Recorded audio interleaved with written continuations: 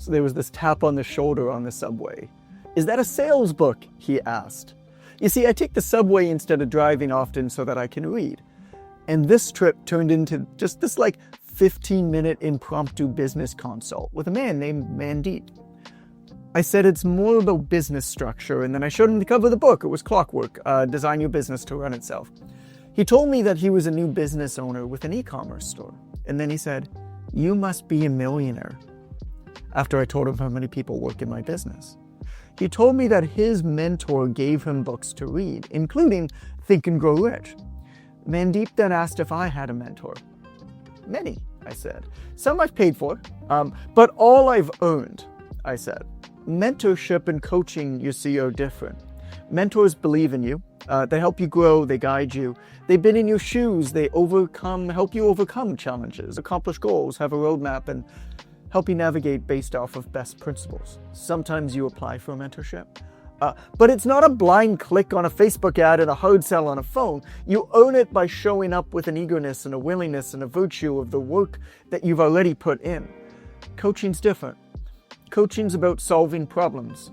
A bad experience with a coach often stems from the client not knowing their goals and signing up for the wrong program. Then Mandeep asked me, he said, "Do you wish you hired more mentors or coaches?" "No," I said. "I might have achieved some success quicker with a coach, but recognized pretty early on that the advantage of a coach is their path and their system." You see, to sell coaching, this person claims the system worked for them and will work for you. And let's assume that this is true, which is a big assumption, but success is not a straight line. You got to expect bumps and bruises along the way. During that process, you need to acquire skills and experiences. This experience leads to the robustness to withstand setbacks and negative online comments. Hacking that experience by paying for a quick path, even with some success, doesn't provide the skills, the knowledge, the experience required for long-term success. So I haven't hired many coaches or mentors, which might surprise people. When I sign up for a program, I consider myself more than the program. It's less about, is the program or mentorship or coach good? More, am I ready to put my all into this, to really apply it, and do my values align with the person leading it? You see, there's a lot of leaders in the business space, particularly that flaunt supercars, or they brag about the insane work schedules, or skipping weddings and not seeing friends, or whatever. And these people rarely have families too, which is fine. It's right for them. Maybe, I hope. Either way, they've made their decision. Regardless, their values and my values don't align. I could learn from them, but I choose not to, because where they are in their life is not where I want to go. And at the end of the day, trajectory is what I'm after, not tactics.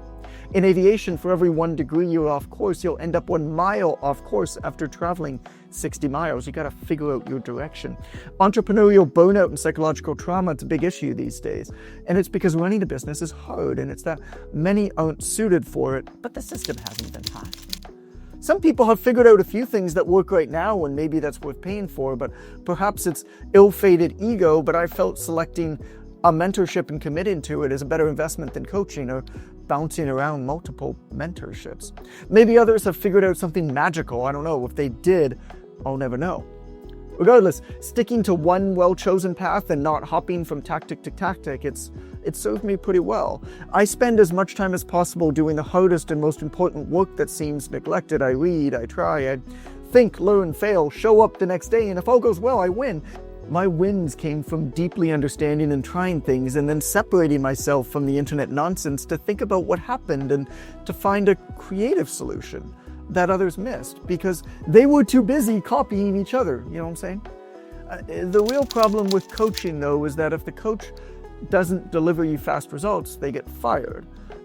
The model has to prioritize giving you a quick win. It's a straight up incentive value mismatch.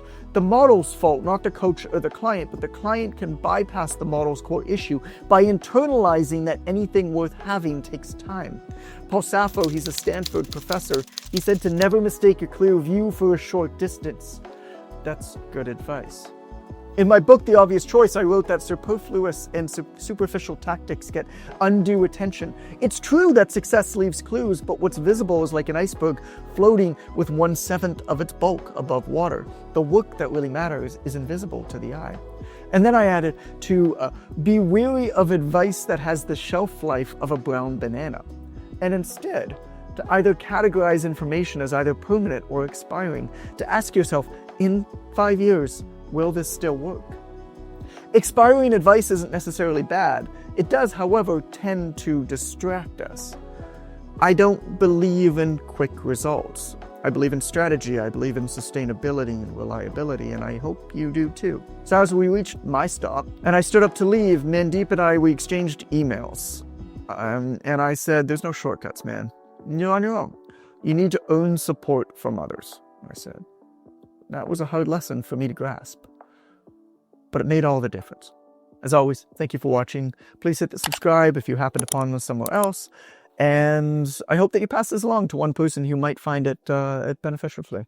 We'll talk soon.